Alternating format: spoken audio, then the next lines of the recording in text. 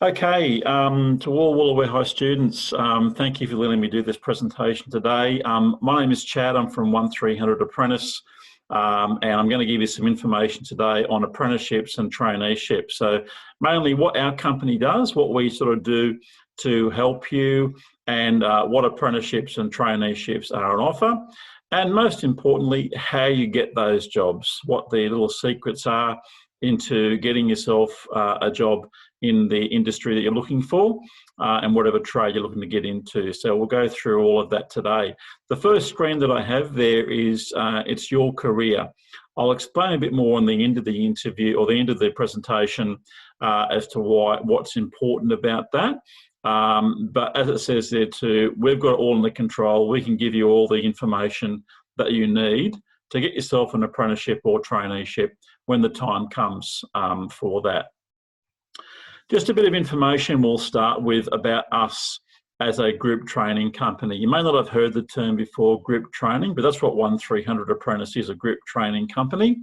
And as it says there, we work with small, medium, large employers in helping people find the right apprentice for their company. They haven't got time to do the recruitment themselves, so they come to us to get us to help them find the right person.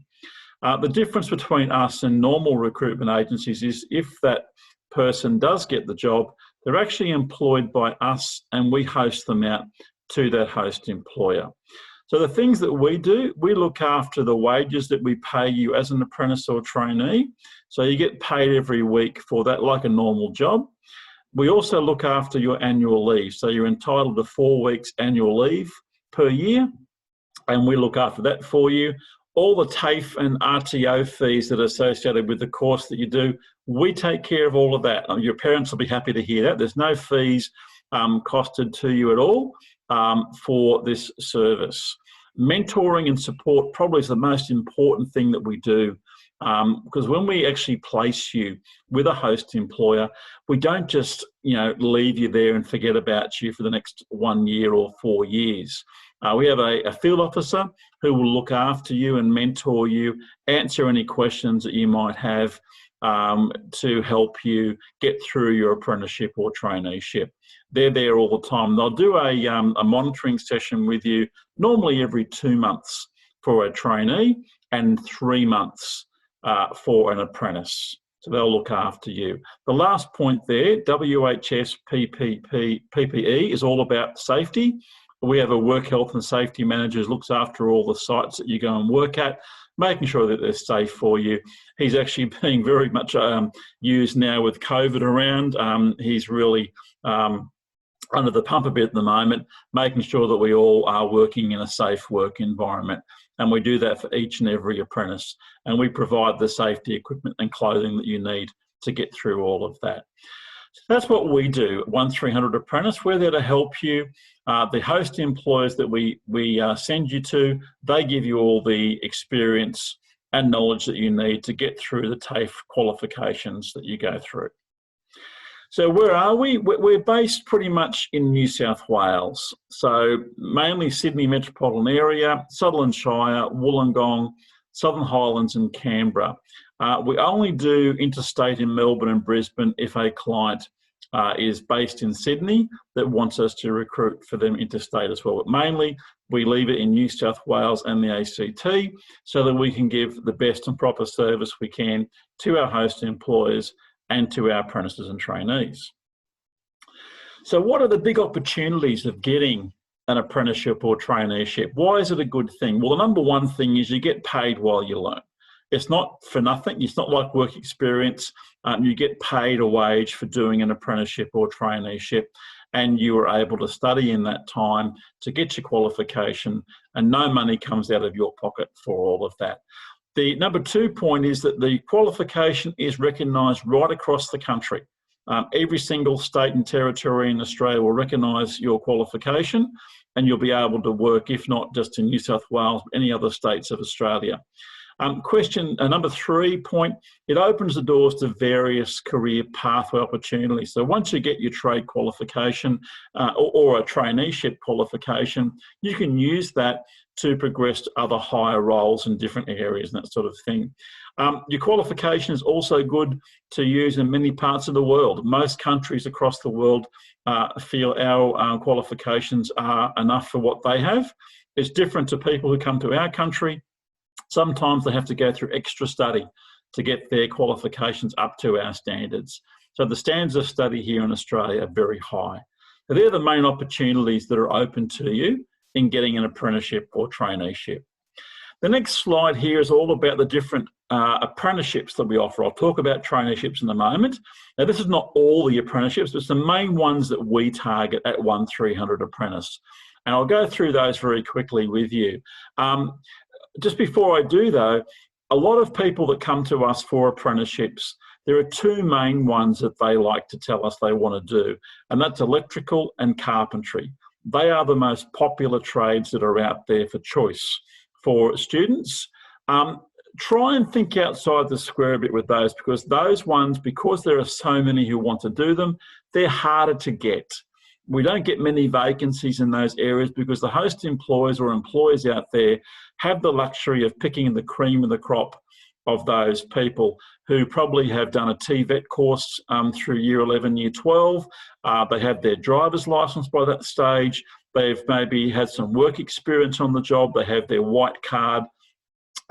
Those people will get the jobs first in those particular trades. So have a think about the other ones that we do offer, because they are much easier to get because they're not as popular as electrical and carpentry. So the first one top there, light vehicle automotive, or automotive, we do light vehicle, heavy vehicle, plant mechanic, diesel mechanic in the automotive trades. We do telecommunications, which is the one I think that will supersede electrical eventually, because of where computers are going in the future. That's going to supersede electrical because it's all about Wi-Fi and internet. Electrical is more about the actual wiring itself. Most buildings and homes eventually will go on the broadband way. So a good one to think about if you like electrical but like computers as well. Telecommunications is a great trade. You'll see sheet metal, boiler making, fitter machinist. These are the metal trades that are out there. If you love working with your hands and working with metal, then they're really good trades to do. A lot of welding involved in those.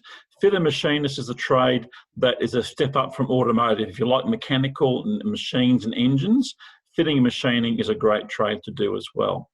Carpentry, electrical was spoken about. You've got painting and decorating. You've got shop fitting, cabinet making, as well as other construction trades that are out there. Horticulture is one that's really booming. Through all the COVID period we've had the last year or two, that has actually kept going. It's never stopped. We've actually had to put more apprentices on over the last 12, 18 months in horticulture, like landscape construction, parks and gardens, greenkeeping, because that's just kept on going. There's been no stop to that sort of one as well. Air conditioning is like electrical too. It's a specialised trade that you could look at. If electrical is proving hard for you to get, air conditioning, again, is much easier. Not many people know about it, and therefore there's more opportunities in that area. For any young ladies listening to this presentation, please don't be put off by the fact that you think these are mainly for boys. These are for girls as well. Young ladies can do these trades. I've placed many in apprenticeships, and many of these trades that are there, they not only sometimes are able to do it, but they do it better than the guys sometimes. They're more focused and more likely to be better at them sometimes. So please be encouraged, young ladies, if you like to do these trades, they are certainly there for you. The next little list I'm going to give you is a traineeship list that we do. Traineeships are normally 1 to 2 years. The difference between an apprenticeship and traineeship is not a great deal. It's still on the job and off the job learning. Apprenticeship mainly relates to a trade qualification, whereas a traineeship can be any type of vocation that you're looking at. So a lot more traineeships to choose from than there are apprenticeships. These are the main ones that we do. In the corners there, business and administration, probably the most popular traineeships, probably 90% of the ones that we do, 12-month traineeships working in office. But we also do customer engagement and sales. We do real estate ones as well. IT, warehousing, surveying is a big one that's actually coming more and more popular as well, about land area management. And also we have about 3 or 4 really big banks that we help look after traineeships with financial services, and also a lot of Indigenous targeted jobs we look at with those as well. So good opportunities through 1300 Apprentice for both apprenticeships and the traineeships as well. Now, just a bit of information about the interview process. Everyone finds this really nerve-wracking and hard to get through. Well, I want to give you some information today that hopefully will make it easier for you and keep those nerves at rest in some way. It's a bit like going into an exam and getting the answers before the exam. Someone standing at the door saying, here's all the answers to the exam you're about to do. You should get 100%. So that's what I'm trying to do with this interview process, give you an idea of how this works. It'll be a bit of a flow chart. The main point to begin with, point 1 on the interview process, is knowing what you want. Too many people come to us to say that they're not really sure what they want to do. They want to do an apprenticeship, but I don't really know. You pick one and I'll do it for you. That's not how it works, guys, unfortunately. The reason being is if we did that, you might find that after a month or so, you don't like that apprenticeship and you end up dropping out and trying something else. And this pattern gets repeated over and over again, so that when you go to your next employer, they'll look at your resume and think, this person doesn't know what they want to do. There's a high risk they're going to drop out as well. Let's go for someone else. If you look at it from an employer's point of view, we're about trying to get some stability and making sure that we get the right person for the job. It costs too much money and takes too much time to re-recruit over and over again to get the right person. So we've got to try and get it right the first time. So you need to really convince us that you know what sort of traineeship or apprenticeship you want to get and that you understand what's involved in that. So once you know what you want to do and you've researched the job thoroughly, like you understand what's involved in the job, then you can apply online. We've got our website there, 1300apprentice.com.au. We also advertise on Seek. So all our job ads are on Seek, and I think Jora also picks up those job ads as well. So good places there for you to apply online for us. And then point 3 is, once to do that, either myself or my colleague Crystal will be in touch with you to arrange an interview. At the moment, we're doing them via Zoom during COVID, but we normally do them face-to-face in our office at Burwood. That's where we're based. We do our interviews there normally in non-COVID periods. Once we've arranged an interview for you, we'll get you to do some aptitude testing. That's point 4, reading, maths, mechanical reasoning. Now, you mustn't be worried about these tests. You can do them online. They're not that difficult. They're multiple choice, A, B, C, and D. But many people say, I'm not good at maths, I don't want to do that test. No, you need to do it, but just do the best you possibly can. You don't have to get 100% in them. It all depends on the job you're going for as to what level that we are looking at for those tests. And number 5 is the actual interview itself. Now, there are 3 main questions that we ask in an interview to test your commitment and understanding of the job and whether you will succeed. And that is, firstly, why have you chosen this particular apprenticeship or traineeship? What interests you about it? Why do you think this is the right pathway for you? The second lot of questions is, what are the tasks and duties that you think you would do working in this particular apprenticeship or traineeship? What are the entry-level roles that you'll be doing, the work you'll be doing to help make your boss's life easier in that particular job? And the third one we ask is, what are the tasks and duties of an advanced person, like someone who's qualified? What are the more advanced tasks and things that they do? The answers to these questions help us gauge whether you'll be a long-term prospect for the role. If you know a fair bit about those things and you can answer the questions and you've researched well, then we're confident you're going to see it through and we'll give you an opportunity.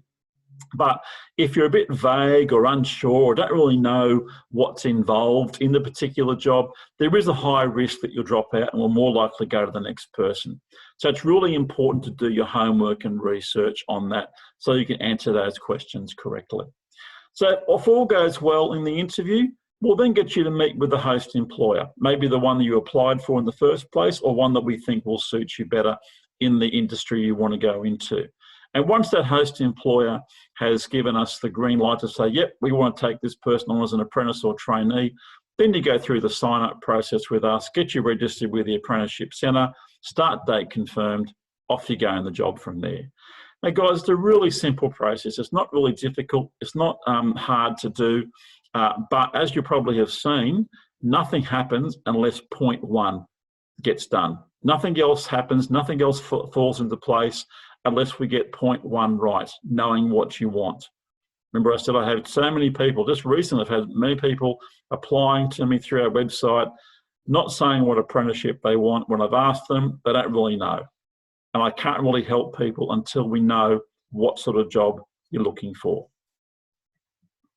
Just a few tips I've got here now to help you, get noticed by an employer, whether it be us or another company as well. The first contact that we'll have with you is normally looking at your resume. You normally, if you're applying for a job, you are putting your resume, attaching your resume to the application, which comes to us. It's really important that resume looks the best it possibly can. It needs to read well. It needs to have all the relevant information required for us to be able to contact you. It needs to have no spelling mistakes, grammatical errors, have it proofread by someone to make sure it looks good. By relevant information, I mean like dates on your resume and when you may have had work before, and dates on your schooling. Make sure all that information is current there. Don't send people resumes that are old. They've got old information on it. Make sure that you put on there, and make sure that your contact details are also correct. Too many times I've had people send me a resume with a mobile phone number on it, which is now disconnected because it's been changed, it hasn't been updated on the resume. Then we're not going to call you. I'm not going to be able to get in touch with you if the information is incorrect. So please make sure that you do that. When you do come for an interview in point two, always dress in business attire. Dress the best you possibly can. For an apprenticeship, I don't expect people to wear suits and ties or business clothes of a high degree in those, but they still should look neat and tidy. For guys, nice collared shirt, dress trousers, black shoes. For girls, nice, neat, smart casual gear. Don't come in wearing shorts, t-shirts, baseball caps on backwards, music blaring through earphones. And you may laugh at that, but I've had people come into my office dressed like that. And I've just turned them around and walked them back out the door and asked them to come back when they're more serious about getting a job. It's really a good thing to impress as early as you can in your interview, and dressing the best you can for that is the best way of impressing an employer.